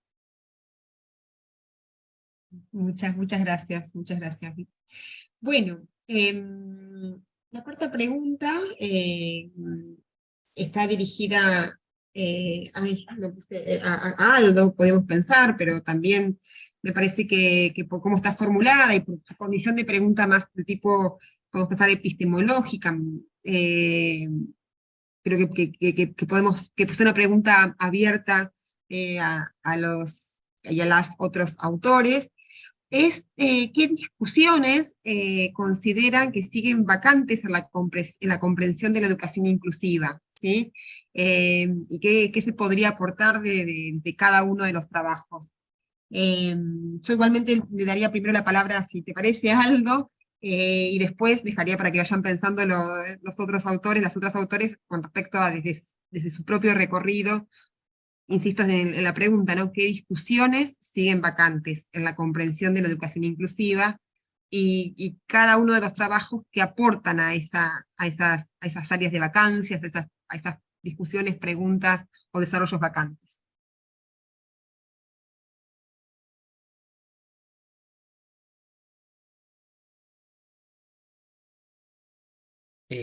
¿Respondo yo o los compañeros solo? Si quieres arrancar vos para darle tiempo a los compañeros que elaboren. Bueno, no hay problema en eso. Mira, yo creo que la educación inclusiva es como eso, tiene varios problemas, y eso siempre lo hemos conversado en las otras instancias en las que compartimos. pero en realidad este es un terreno que nadie conoce ni comprende bien. Entonces, por lo tanto, lo construido es más que como un halo, algo que está ahí habitualmente circulando y que parece que nos toca, nos llega, nos impacta, pero que profundamente nadie conoce ni comprende bien. ¿Ya? Entonces yo, dicho eso, me gustaría ir a lo segundo para responder, que es que al no saber con exactitud qué es la educación inclusiva, entonces pareciera que cualquier cosa que vinculemos bajo el término pareciera que pega, porque además el término es polémico, es complejo y es poliédrico. Entonces, en ese sentido poliédrico, ya es lo que la hace difícil de poder entender en sus propios términos, y es muy complaciente este discurso de la educación especial porque nos lleva justamente a respuestas automáticas, de definición estable, y que justamente dialogan mucho con lo que nosotros tenemos en la tradición de la pedagogía, que a mi juicio también ahí hay otra obstrucción, que la pedagogía también es un campo lleno de oscuridades, y sobre todo esto que ustedes están hablando de lo metodológico, si tiene oscuridades conceptuales, tiene muchas más oscuridades metodológicas, ¿no? Entonces, a mí me parece que pensar en lo vacante es asumir la pregunta que es un campo que no se conoce, ¿ya? Y que me cuesta pensar de que todo el mundo siempre esté asociando lo mismo bajo el término. Habitualmente en la actividad académica en las que uno puede participar hay como un círculo homogéneo de significantes, ¿no? Como ligado al término, pero que cuando uno lo examina más en profundidad, tú te das cuenta que no están dialogando con esa naturaleza. Ahora, términos vacantes, me parece que lo metodológico es un problema, porque nos informa de tres cuestiones importantes: cómo pensamos sobre un tema, cómo formamos a los investigadores, y también cómo se forman los repertorios de las prácticas de investigación. Ahora, yo creo que ahí también hay un tema importante, y creería que a nivel de construcción de políticas públicas, de formación de los educadores, que ahí hay otro nudo importante, ¿no? Tanto en el pregrado como en el posgrado se ven los mismos énfasis. O sea, yo pertenezco a un cuerpo académico de doctorado en educación inclusiva, que uno entendería que van a ser futuros doctores y son los mismos énfasis que yo veo en la formación de pregrado. No veo un énfasis matizado, graduado, profundo, ¿no? Hay un énfasis casi restricto, si fuera en términos psicoanalíticos, de pensar que todo es lo normativo, ¿no? Enseñar decretos, lo que es parasitario. Después, por ejemplo, hay una ausencia de categorías centrales para leer el marco de análisis o conectar los puntos de análisis que esto tiene. Entonces, hay distintas cosas ahí que son bastante sui generis, y que yo veo que es importante tomarlo con seriedad y poder avanzar. Con esto no estoy negando lo de la educación especial, porque quien conoce lo que pienso, de alguna manera nunca mi intención ha sido luchar en contra de la educación especial, pero superar ese travestismo, esa imposición que hay. Y también yo pensaría que en términos políticos, el término está sumamente manoseado, entonces es importante aclararlo. Hay un mal uso y un abuso desde las izquierdas, como lo que pasa con lo decolonial, lo intercultural, lo feminista, y así lo podemos ver en gobiernos nefastos como los de Chile, Colombia, Ecuador y otros tantos que lo ocupan, y también luego por las extremas derechas que hacen análisis simplificadores de lo que pasa a favor del multiculturalismo, del feminismo. Entonces, la verdad es que hay una atadura preocupante en términos de cómo leer el campo de fenómenos en torno a esto. Ahora, muy concreto, lo metodológico, lo epistémico, lo ontológico y sobre todo lo categorial, ¿no? Y que valga la redundancia, van a seguir siendo obstáculos porque la pedagogía no piensa en esos términos. La pedagogía tiene un interés intuicionista que, al decir descuida el detalle en lo empírico. Entonces es una cuestión a veces muy como lo decía Freire, de una curiosidad ingenua, lo que yo creo, lo que me parece, pero aquí necesitamos entender que las propuestas no tienen que aglutinar más opresión sobre la opresión que hay. ¿Ya? Entonces eso es lo que hace, por ejemplo, muchas veces el término necesidad educativa o este enfoque multicategorial que reproduce las políticas públicas, y así podríamos identificar muchos más problemas, pero mi respuesta no es ser deprimente con los problemas, sino que es simplemente mirar eso que está ahí latente. Bien, eso puedo aportar solo. Gracias, Aldo. Colegas, no sé quién quiere tomar la palabra para esta pregunta, si quieren la reitero. Sigo y aprovecho para instar, invitar, convocar a los participantes a quienes están en este lanzamiento, a también a expresar sus preguntas, sus comentarios en el chat, para poder hacérsela a alguno de los autores, a los cuatro, bueno, para abonar esta conversación. Entonces, si alguno de ustedes quiere Natalia, Ivonne, Ricardo, comentar algo. Desde bibliotecas, nosotros tenemos equipos interdisciplinarios, somos profesionales de casi todas las áreas de conocimiento. Y digamos que el reto que nos encontramos es el imaginario de que hay que ser especialistas en ciertos en estos tipos de discapacidad o en ciertos discursos de educación para poder trabajar con las personas. Lo que nos hemos encontrado también es que sabe más del otro que el otro mismo. O sea, si vamos a hacer una actividad, diseñar una oferta de formación para una población específica, ellos los que saben lo que necesitan. Entonces creo que por un lado hay que batallar desde el lugar de poder del conocimiento, donde se supone que yo soy la que tiene que saber por qué el otro, qué necesita, en qué condiciones se lo tengo que dar, sino poner en diálogo a la comunidad o a las personas, en este caso las personas con discapacidad, con los profesionales. Y ahí es donde se construye la inclusión, cuando todos entendemos que hay una corresponsabilidad en disminuir las barreras, en facilitar la información y la formación. Entonces creo que por un lado está sí construir unas reflexiones, sí continuar problematizando esas cosas que vamos encontrando como barreras, pero también disponernos a que ese diálogo se establezca y que haya un conocimiento que se construya entre todos. Sí, si me permite, yo quisiera rescatar esto que dice Natalia, que es supremamente importante, porque justamente eso es el propósito más difícil que tiene la inclusión como fenómeno político relacional, que es construir una práctica relacional y un modo de coexistir, ¿no? Y la educación es eso, es una práctica relacional, uno existe a través del otro. Entonces, en la medida en que tú entiendes eso, la idea de inclusión, como está mirada, el reconocimiento de una alteridad vacía, ¿no?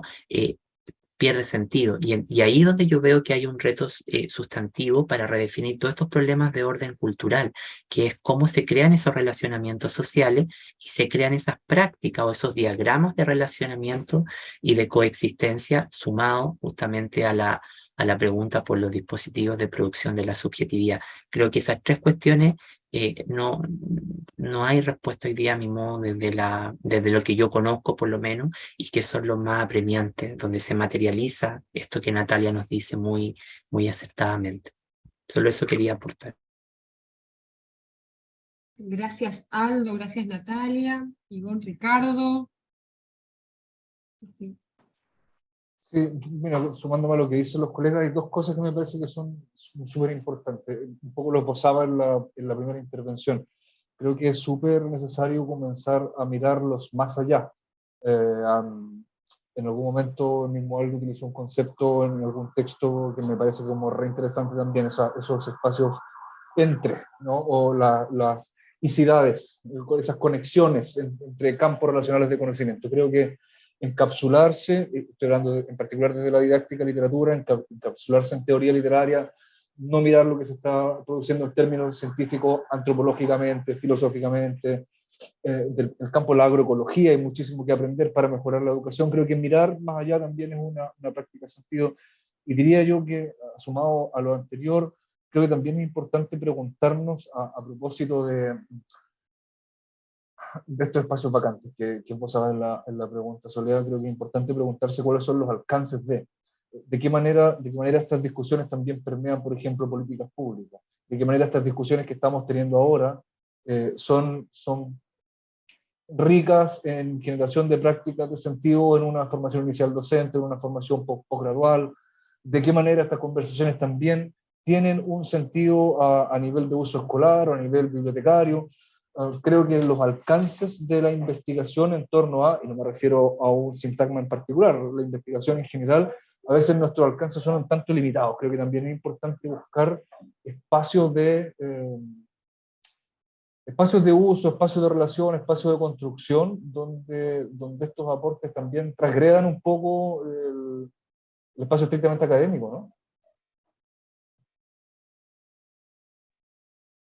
Gracias, Ricardo. Ivonne. Y bueno, quería comentar algo nada más al respecto de esto que escuchaba hace un momento.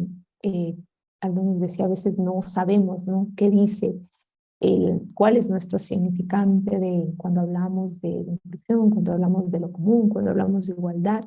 Y si pienso en la escuela, yo haría una aproximación que es bastante individual, en el sentido de que ahora mismo pensar en esto común tiene también una dificultad grande, porque vivimos en espacios de individualidad, donde se ha promovido justamente el ocuparnos de nosotros mismos. Si ya era difícil plantear la discusión de las diferencias, plantear esa coexistencia, yo pienso en mi contexto nacional, local, y me cuesta, por ejemplo, pensar estas posibilidades de una manera sencilla. Por lo tanto, creo que una posibilidad que está siempre vigente y siempre llamándonos es desde esa agudeza de la percepción, ¿no? A veces en la misma formación en la que nos estamos siendo responsables de la formación, por ejemplo, de futuros educadores, de futuros investigadores, nos vemos en esa necesidad de trabajar en la agudeza de la percepción, es decir, de poder mirar que hay un otro, que hay otra persona, que hay otras vidas y otras existencias en un espacio. Eso que parecería de alguna manera tan intuitivo o que parecería tan natural, ahora mismo creo que tiene muchas barreras para que lo sea. Entonces, una necesidad de entenderlo conjunto posiblemente también pasa por ese retomar el qué somos, de qué hablamos cuando decimos todos, de qué hablamos cuando decimos ustedes, ¿no? A veces nos dirigimos a los estudiantes, a nuestros compañeros, como ustedes o como un conjunto, y no sabemos todo lo que dice en realidad ese asumir que todos están siendo algo, que todos son algo, que todos están en algo. Entonces, de alguna manera creo que a mí me abre mucho esa inquietud y esa necesidad de responder a veces desde el yo también, ¿no? De cómo poder abrirme a esas diferencias y por lo tanto también hacer esa propagación, que si bien es cierto, es un punto de entrada pedagógico, didáctico, es vital en cualquier espacio, como decía Ricardo, y tenemos tantos recursos para aprender esas prácticas comunes, que tal vez sí es necesario regresar siempre, ida y vuelta, en cómo poder entender de mejor manera cada uno de nosotros, ¿no? ¿Qué decimos cuando hablamos de lo común? Eso creo que es una cosa que me puso a pensar ahí. Bien, muchas gracias, Ivonne. Bueno, sigue abierta la posibilidad de hacer preguntas en el chat. Yo, mientras esperamos y damos tiempo, voy como, no sé, es presuntuoso hablar de un cierre crítico, pero sí de las cosas que uno va pensando cuando va escuchando esta retroalimentación que entre ustedes mismos, sobre la misma obra, pero también sobre la obra del colega, van generando. Los editores de este dossier, en un momento de la editorial, que invito a leerla porque creo que también concentra varias premisas y tomas de posición potentes en torno a este campo de problemas que es la educación inclusiva. En un momento dicen que la educación inclusiva como proyecto de conocimiento en resistencia, tomando un concepto de Ocampo 2020, entiende que la producción del conocimiento por sí sola es una cuestión estéril. En su contraparte, necesita consolidar articulaciones contextualmente específicas e históricamente fundamentadas en torno a la inclusión. Es decir, que esta idea o sea, pensar la educación inclusiva es pensarse en resistencia, pero no solamente una resistencia cualquiera, digamos una resistencia que es epistemológica y también práctica, situada, ¿sí? Yo pensaba mientras los escuchaba, digamos, a qué deberíamos resistir en esta doble dimensión epistémica y práctica, ¿no? Deberíamos resistir a la clausura, ¿sí? Tan seductora, clausurar, cerrar, tan tranquilizadora, ¿sí? A la clausura de sentidos, a la clausura en una disciplina, a la clausura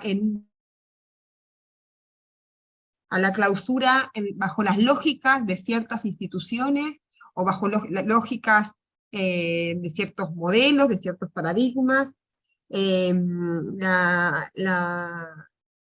digamos, contra la clausura, pensar en la apertura, en una apertura que no tiene, que está siempre abriéndose y volviendo sobre sí misma, ¿sí? Una apertura que reconoce que, digamos, que los lugares desde los cuales pensamos, producimos conocimiento, desde los cuales intervenimos, tienen que en sí mismos a ese lugar ser interpelado, y esa apertura digamos, es condición para esa interpelación.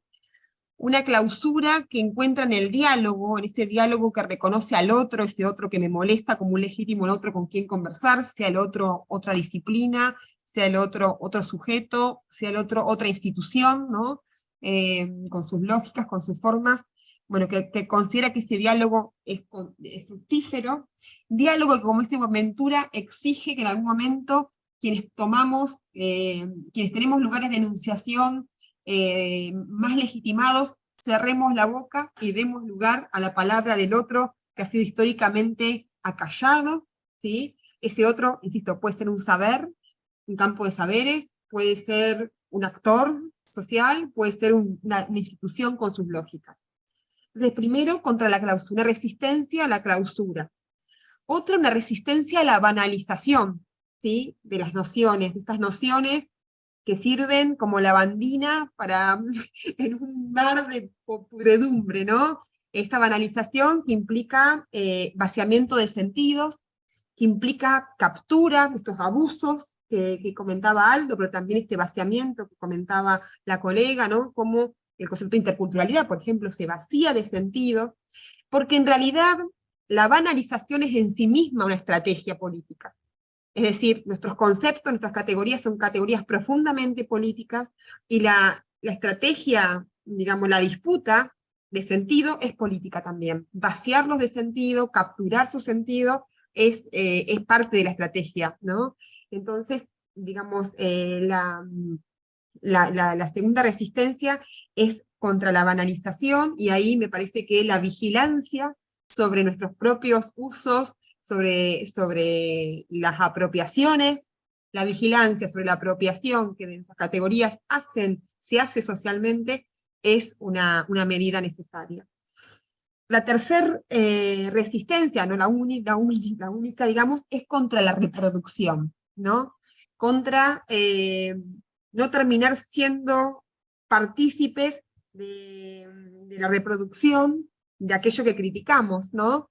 Y ahí la mirada sobre las grandes agencias de reproducción, como es la formación, como es la ciencia, ¿sí? Me parece que como es la formación de científicos, como decían, es fundamental, ¿no? Como es, cuando digo la ciencia, digo la producción de conocimiento, ¿sí? Entonces, pensar en eso, en la interpelación, en controlar, en resistir a la reproducción. Y ahí me parece que espacios como espacios de encuentro, de discusión, espacios de socialización, resultan relevantes. Cierro mi boca para dar lugar a una de las preguntas que están en el chat, que me parece importantísimo. Dice Perla Castillo, desde México, dice: en México, los últimos años hemos tenido experiencias muy fuertes en los espacios escolares derivados de la falta de empatía y aceptación de la diversidad, y eso fomentado incluso por los propios docentes que operan desde un currículum oculto, y aún así las políticas públicas no alcanzan a llegar a las renovaciones curriculares en la formación de docentes. ¿Qué hacer? Pavada de pregunta. No sé quién es el valiente que tira del hilo para pensar alguna de las dimensiones en esta complejidad que propone la colega desde México. ¿Quién se anima? ¿O quiénes se animan más coralmente a responder o a pensar algo? No sé si Ivonne podría comenzar, que ya... Sí, gracias. Me parece interesante que se mencione el tema del currículo oculto, porque eso es volver justamente me lleva de nuevo a pensar de nuevo esto, ¿no? Es decir, la política pública de alguna manera instrumentaliza, y sabemos lo necesaria que es, lo necesaria que son esas resistencias y esas luchas para esos objetivos que son macro, pero la política pública, y esto cuando mencionábamos el tema del estudio, justamente aparece insuficiente. En el aula, tal vez, en el recreo, en los espacios escolares, son cuando más nos damos cuenta que todo está entrelazado con las políticas públicas, pero nos sirve mucho tener a veces eso, si precisamente en esos espacios concretos de acción educativa carecemos de esa posibilidad de cercanía, de esa posibilidad de comunicación. Entonces, yo a propósito de esa pregunta, pues regresaría a esa idea de mirar desde lo individual, ¿no? Desde poder ver cómo estamos tal vez tan dentro de lo mismo, y esa necesidad de poder sacar una serie de categorías que a veces lo único que hacen es lastimar, que hacen que los espacios escolares muchas veces sean difíciles de convivencia, difíciles espacios para convivir, porque desde los mismos docentes, desde quienes están dentro de la organización escolar, a veces están cargados precisamente de esos preceptos. Entonces, esa necesidad que es inminente, que no se acaba nunca, ¿no? Muchas veces entendida desde la reflexión, desde la práctica, otras veces entendida desde la investigación-acción, otras veces entendida desde el compromiso ético. Le podemos poner muchas vías, pero sin duda requiere esa responsabilidad de poder justamente entender cuál es el efecto, ¿no? El efecto de la palabra en el aula, el efecto de la acción y de la omisión también. Entonces, el qué hacer siempre nos deja un abismo grande de interrogantes, pero creo que una principal pregunta propia, sobre todo quienes estamos, como decía, dentro de la parte de la formación, de la educación, es poder justamente reflejar a veces este tránsito teórico hacia esa necesidad de abrirnos hacia la otra edad y dejar que nos interrogue. Por ahí podría tal vez empezar, no sé si alguien va a comentar también. Bueno, gracias Ivonne. Podemos volver sobre la pregunta anterior, pero quiero enunciar una más que han expresado ahora en el chat. Esperen un minuto, que quiero leerla. Rubén González consulta o enuncia. ¿Qué relación encuentran entre educación inclusiva, poder y psiquiatría que medica y controla con artefactos que castigan a las personas con enfermedades mentales, excluyéndolas de la vida social y sin posibilidades de integración a la misma? Ninguno de los artículos ha abordado específicamente, pero me parece que en analogía, digamos, el corpus teórico y metodológico de la educación inclusiva permite pensar estas otras formas de exclusión, de ejercicio de la desigualdad. Tal vez sea esta expresión una de las formas cruentas, ¿no? En donde la diferencia individual es patologizada, ¿sí? Ya la idea de enfermedad mental implica la operación de un corpus teórico, metodológico, institucional, societario, ¿sí? Que va a recortar en esa diferencia individual algo y nominarlo y tratarlo como enfermedad mental. y cómo digamos, creo que lo que muestra la situación que trae el colega es justamente la operación imbrincada de saberes, instituciones, valores comunitarios, operando para callar la multiplicidad, una de las formas de expresión de la multiplicidad, de una manera cruenta, tal lo comenta el colega, ¿no? No sé si alguno de los otros colegas quiere comentar algo, tal vez algo desde alguna perspectiva más epistémica, ¿no? Que es más general, no sé. No quiero Yo no tampoco sé qué diría comprometer. Natalia, que es la más entendida en estos temas que yo.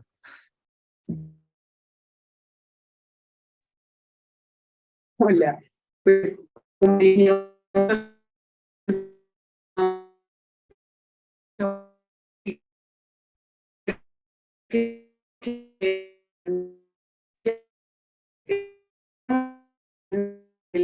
Natalia, te escuchamos entrecortado. Sí, Natalia, no se escucha bien. Pensé que era yo que lo escuchaba a Natalia, pero no. No, no, no. A ver, le damos un ratito para si puede mejorar su conectividad, su conexión. No, sigue igual, No, querida Natalia. De tal vez pronto, si apagas la cámara, Ya la tiene apagada. Yo creería, Sole, un poco como para volver a esa pregunta que tú nos planteas, yo creería que la pregunta de Rubén, en base a la cuestión del poder, del disciplinamiento, va a ser una de los argumentos en el campo de lo que va a impulsar parte de las pedagogías de la diferencia y de la preocupación por cuestionar los modelos médicos, ¿no es verdad? Que van a habitualmente estar ahí en, en, en un debate más central en la propia educación inclusiva, cuestionando lo que era el modelo biomédico y etcétera, ¿no? Pero yo creería que lo más profundo que tiene que ver con las dinámicas de producción de eso que es propio del capitalismo emocional, no son tocadas. Hoy día, de hecho, cuando uno ve cuestiones de convivencia, de cultura escolar, siguen trabajando mucho en la artificialidad. Yo eso trabajo mucho con las comunidades educativas y con profesores en la escuela, con cuestiones de convivencia escolar. Y lo que veo son cuestiones a veces de mucha artificialidad para llegar a la profundidad de eso, ¿no?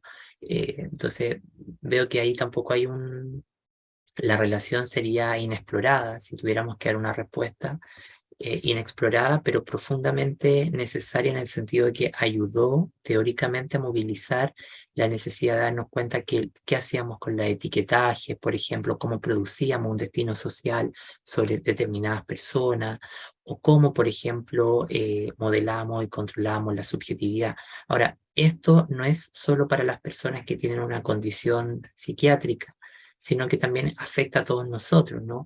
La forma en que en un espacio como este tenemos que comportarnos, la forma en que tenemos que, por ejemplo, producir nuestros textos, la forma en que tenemos que analizar. Entonces hay un control que más bien es propio de la modernidad con el tema de lo biopolítico. Yo veo que por ahí puede haber una salida mucho más interesante. Ahora, lo importante es que el tema de la subjetividad que es tan tocado, tan manoseado, tampoco está tan explorado en la relación con la educación inclusiva. Yo creo que ahí hay algo interesante. Ahora, lo que a mí me ha preocupado hace bastante tiempo es darme cuenta que no resolvemos el tema con que los niños sientan que están incluidos, porque se producen muchas más situaciones en la escuela regular, por lo menos lo digo, ¿no? Entonces, bueno, ahí qué tanto eso toca la subjetividad. Ahora veo a Natalia, no sé si ahora Natalia, ahora a ver si puedes. ahora sí me escuchan. Sí. Se me puso intermitente la señal, qué pena. Les decía que si bien el artículo que nosotras hicimos no aborda ni el tema desde la salud mental o exclusivamente desde la salud mental, en el entorno educativo me ponía a pensar en varias cosas. La primera es qué se le exige al docente, ¿cierto? ¿Cuál es todo el lugar de responsabilidad que se pone o se deposita en el maestro o en el docente? Es como si hubiera un poco de tendencia a identificar la diferencia y en muchas ocasiones para estandarizarlas, comunicarle a cada uno algo para que se vuelva común. Creo que también tiene que ver con con lo masivo, con los apoyos o con la formación que pueda tener un docente a la hora de estar en un aula con 40 chicos o con 30, yéndole bien, por lo menos en el caso de nuestro país y en la educación pública. Entonces creo que por un lado hay que pensar en una corresponsabilidad de familia, de comunidad educativa también, donde todos somos los que construimos las relaciones y los imaginarios acerca del otro. Si en mi familia hay chistes por los negros, los venezolanos, las mujeres o lo que sea, eso va fomentando unas formas de comportamiento que se materializan en la escuela y a la cual esas formas de comportarse no se le pueden atribuir solo al docente que esté a cargo de ese grupo de estudiantes. Entonces creo que hay un reto social que no se le puede atribuir solamente a la escuela. Creo que específicamente en los temas de salud mental nos falta mucha información. Una persona aprende un término o se lee un libro y ya cree que tiene la autoridad para diagnosticar masivamente hiperactividad, si es que va a pronunciar bien.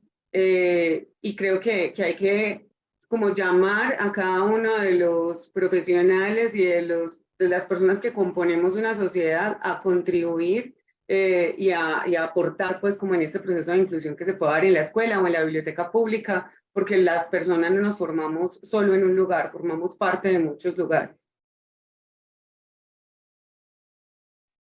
Muchas gracias, Natalia. Esta idea, ¿no?, del compromiso común, ¿no?, de la comunidad, me parece que puede ser un buen cierre porque ahí ubica la complejidad de esta problemática. Bueno, yo agradezco mucho, mucho, mucho la generosidad de las y los autores de este dossier por sus trabajos, pero también por este espacio en el que se vuelve sobre sus trabajos, en los que siguen produciendo pensamiento. Agradezco la oportunidad que me han dado de ser partícipe de la lectura y de esta conversación. Agradezco a los participantes y bueno, me despido y le doy la palabra a Aldo para el cierre del evento. Muchas gracias. Muchísimas gracias a ti, Soledad. Agradecer también a Ivonne, a Natalia, que me ha gustado mucho conocerla, y a Ricardo, y a todos quienes han seguido y se han sumado el día de hoy, han hecho un espacio en su agenda para poder compartir, escuchar y estar aquí presente. Ya creo que también eso es parte del ejercicio relacional, el estar con el otro. De este modo, agradecemos a todos por sus valiosas contribuciones y llegamos al término de esta actividad. Queremos agradecer muy cálidamente a cada uno de ustedes por acompañarnos en este lanzamiento y bueno, de este modo finalizamos la actividad. Que tengan un muy feliz día y a nombre de Magis les agradecemos su participación. No sé si Catalina, Alejandra quieren dedicar unas palabras de cierre. No, un cierre muy corto, agradecer nuevamente al doctor Aldo y a la doctora Soledad Bercellino y por supuesto a la doctora Genoveva, que esperamos su pronta recuperación, a todos los participantes del lanzamiento, invitarlos, estamos compartiendo en este momento en el chat el enlace para acceder a los dossier que hemos publicado, invitar a todos los participantes a que puedan participar en nuestras próximas convocatorias como autores y como evaluadores. Igualmente, pues sea este el momento para invitarlos a enviar sus propuestas para editar un dossier en el campo de la investigación educativa. Muchas gracias a todos y feliz tarde.